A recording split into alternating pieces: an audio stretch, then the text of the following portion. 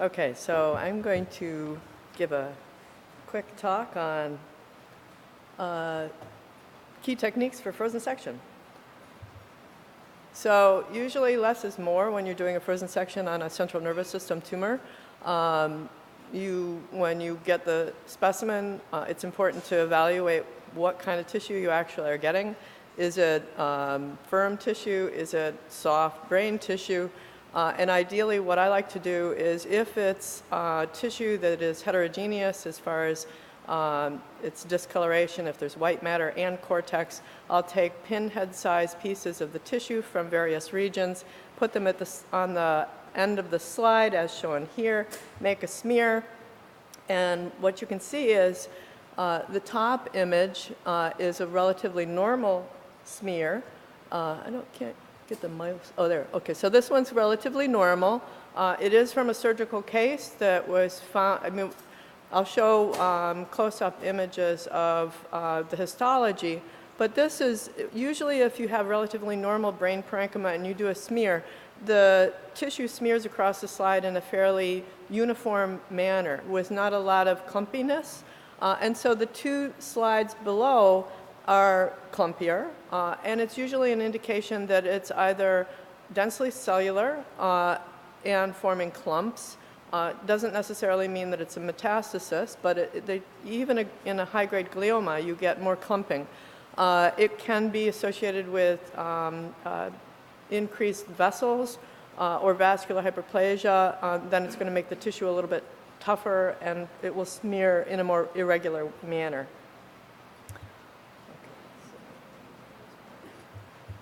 Okay, so the things that differentiate between a smear and a frozen, I typically try to do both as long as I've got enough tissue. The smear ends up giving you a better histology, better cytology to evaluate the cytoplasmic border of the cells. Smooth cytoplasmic borders tend to end up going along with lymphoma and metastasis, whereas fibrillary cytoplasmic borders is what you usually expect to see with either a meningioma or with a glioma. Gliomas tend to end up having thick, ropey fibrillary processes, whereas meningiomas tend to have more of a fibrillary skirt-like appearance. With a smear, you get better nuclear detail. You also, I usually like to do H&E. That's what I'm used to looking at. I don't like doing diff quicks, even if I'm told that they think it might be a lymphoma. I prefer doing an H&E. That's what I'm used to. The diff quick doesn't really add anything. Diff quicks are better for looking at the nuclear morphology for lymphoid cells. So if you don't have a lymphoma, it's not a good thing. So I usually just concentrate on H&E. But if you do an H&E, you have to get it into the alcohol immediately. I have the alcohol container sitting right next to where I'm doing the smear. I do the smear and immediately put it into the alcohol. You get good fixation. You don't get drying artifacts. One of the problems with a smear is that you can get drying artifacts if you don't rapidly fix it. Other problems with smears is that you can't assess cellularity very well.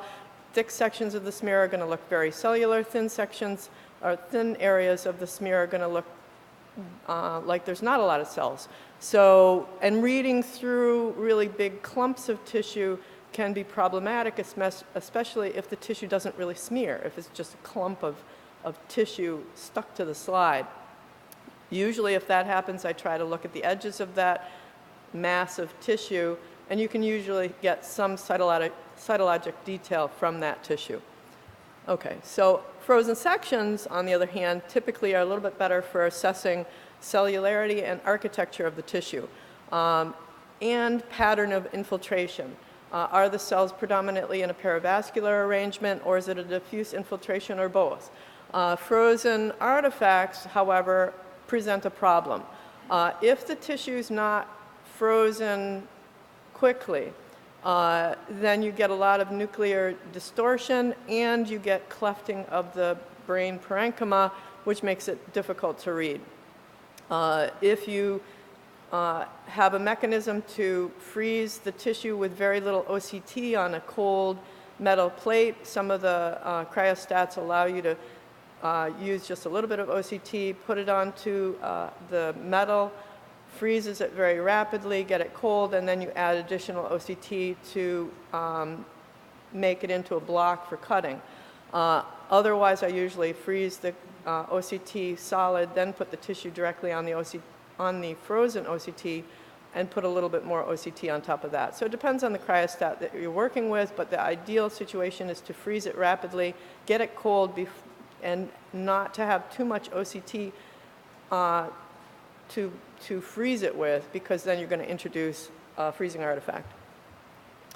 Cautions. Overcalling fibrillary brain is necrosis. I've seen general pathologists do that. There's always a fibrillary background on the smears, and so you've got to be careful about calling something necrotic. I only call something necrotic when I really see pycnotic nuclear changes with hypereosinophilic cytoplasm or ghost nuclei, where you can be absolutely certain that it's necrotic. Otherwise, I tend not to mention it. Misinterpreting granular cells from the cerebellum. If you know it's a cerebellum and you've smeared it, be careful, don't call it a lymphoma. I've seen that mistake being made. Overcalling atypical glial cells in a smear.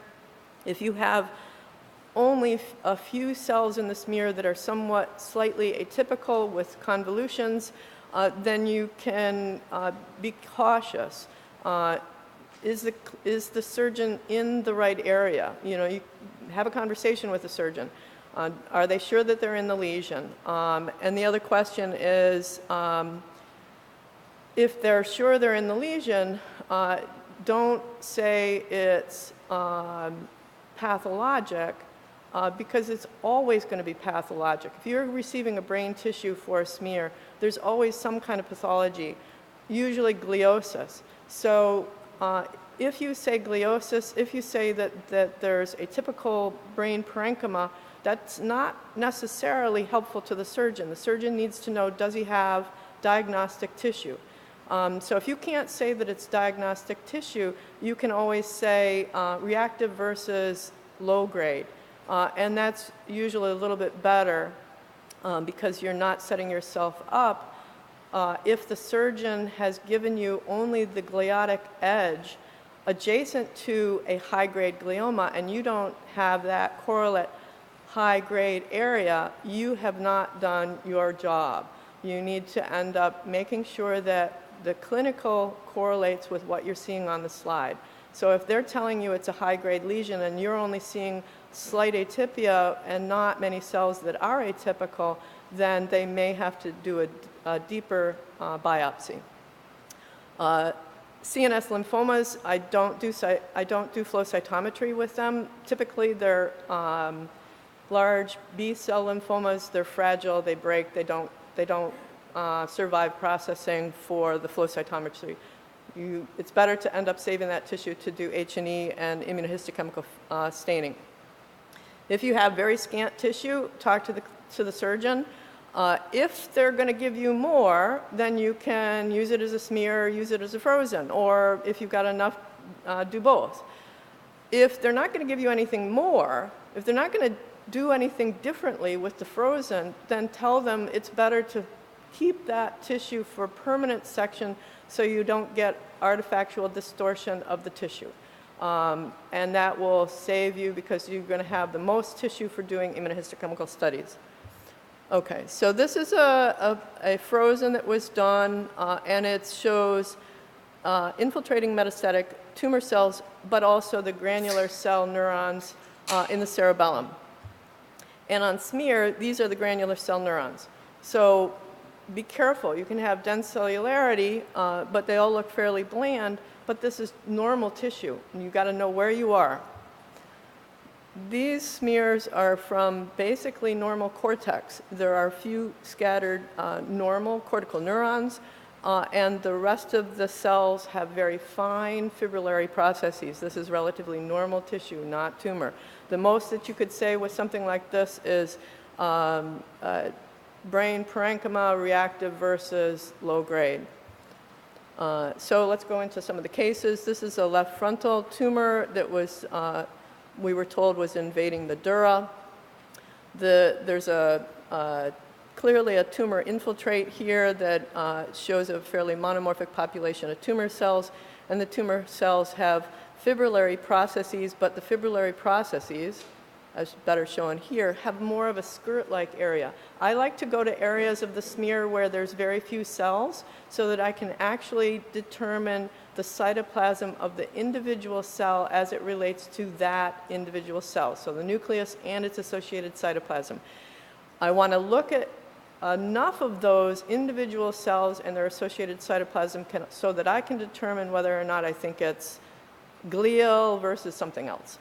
So this has a skirt-like cytoplasmic fibrillary process, and focally it's forming whorls. So this is a meningioma on frozen section. It said meningioma with frequent whorl formation. If they have whorls, it's great, but meningiomas don't always. Meningiomas can have very marked nuclear pleomorphism. It doesn't necessarily mean that it's an atypical meningioma. You can have angiomatous meningiomas, which can have very marked degenerative pleomorphism of the nuclei, and you can't overcall that. So I typically don't end up saying too much about nuclear pleomorphism unless the nuclei have irregular, hyperchromatic nuclear features as well, and not just the pleomorphism as far as size variability. This is the tumor. There is a dural tail. I like to look at the radiology before I do the smear, before I do the diagnosis, call in the diagnosis for a frozen section. If you can't look at the if you can't look at the radiology before doing the interpretation of the frozen section, have a conversation with the surgeon, find out radiographically, is it enhancing, where is it? Those are very important items. Knowing that it's dural-based instead of interparenchyma, that'll help because fibrillary processes can be seen in meningiomas as well as gliomas. You don't want to call the wrong thing in the wrong site. So this one was called an atypical meningioma because of mitotic figures. Now, if you see mitotic figure on a smear, obviously that's a potential high-grade feature. One mitotic figure on the smear is usually not a good thing. It usually indicates that there's a lot of mitotic figures in the tissue. So the next case is a left frontal tumor.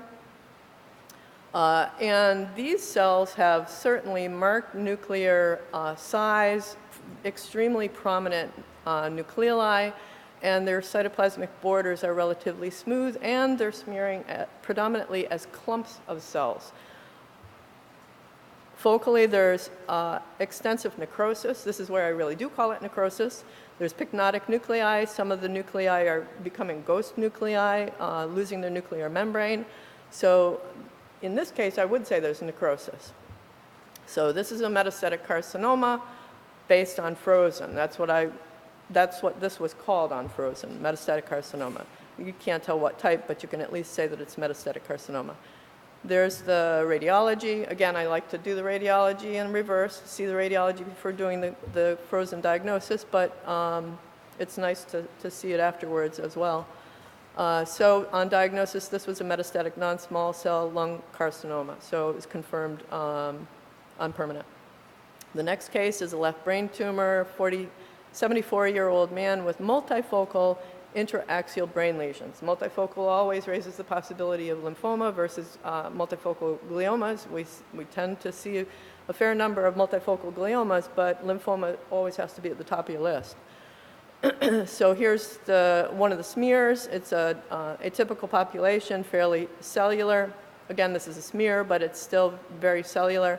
And the nuclei look atypical. This clearly is a neoplastic process. There are apoptotic cells. So here we're seeing dead hypereosinophilic cells. And so there is individual cell necrosis. These are all the features of lymphoma.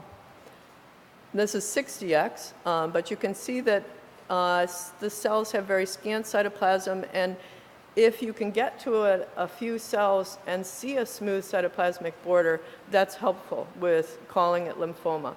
Lymphoma is the one situation where you want to end up being able to tell them it's lymphoma if you can, because then they'll stop doing surgery. They can always give you a little bit more. Typically, when they're going in for these cases, they do remove some amount of tissue so that the brain, they don't have too much swelling of the brain, and so you usually can get adequate tissue.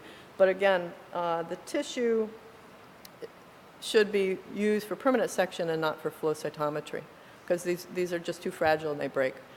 The frozen doesn't always help. This is the frozen. It shows that it is a moderately cellular area of infiltrate, but it doesn't tell you much of anything about the cells. This is the freezing artifact that we typically get with brain tissue, which is why I don't really like the frozen as much as I like the smear. So on frozen, this was an atypical mononuclear cells with pycnotic debris, favor lymphoma. You got to be careful because some high-grade gliomas can look similar. Here's the radiology. And so this was a primary CNS large B-cell lymphoma. Next case, a 7-year-old boy with a left-sided brain tumor. And I'm deliberately not showing the radiology so that you can kind of get an assessment of the cells without kind of getting a clue from the radiology. So these cells do have fibrillary processes. The nuclei are relatively eccentrically located with an abundant amount of cytoplasm and thick fibrillary processes. This is another image to show the same. I like going to areas, again, where there are not that many cells so that I can really get a good impression of the cytoplasmic border and whether it's a smooth or fibrillary edge to the cytoplasm. So on frozen, this was called a glial neoplasm with gamistocytic giant cell astrocytic features. That's all you really have to say. And the radiology was interesting. The tumor is on the right, and on the left, you can see subcortical and cortical abnormalities all over the outer surface of the brain. So this was a patient with tuberous sclerosis, and the tumor was actually a subependymal giant cell astrocytoma. It's a nice case. The next case, left frontal tumor, 44-year-old with new onset seizures. And the smear shows a neoplastic infiltrate of monomorphic population of cells. The cells have very scant cytoplasm. The nuclei are relatively round and fairly open chromatin. And the there are cell processes. Let's see if I can get the arrow. So there's cell process like here. So there are some fibrillary processes here. This is another area. There is some pleomorphism to the nuclei. Some of the nuclei are a little bit larger than others. And there are mitotic figures. So automatically this raises your concern that you might be dealing with a higher grade tumor. Frozen section, again, is not very helpful except for the fact that it does tell you that it's a very cellular tumor. So on frozen, I called this a glial neoplasm with oligodendroglial features. You don't have to say that. All you have to say is that it's glial. Sometimes it kind of looks oligodendroglial because of round nuclei and open chromatin, and you can be wrong. It can be astrocytic, and with molecular phenotype, with doing IDH and ATRX, you're going to end up being able to tell. You don't make the diagnosis of an oligo unless you have 1p19q fish, so you don't have to go there, but I like to if I can, and see if I'm right. And so I said this was concerning for high grade.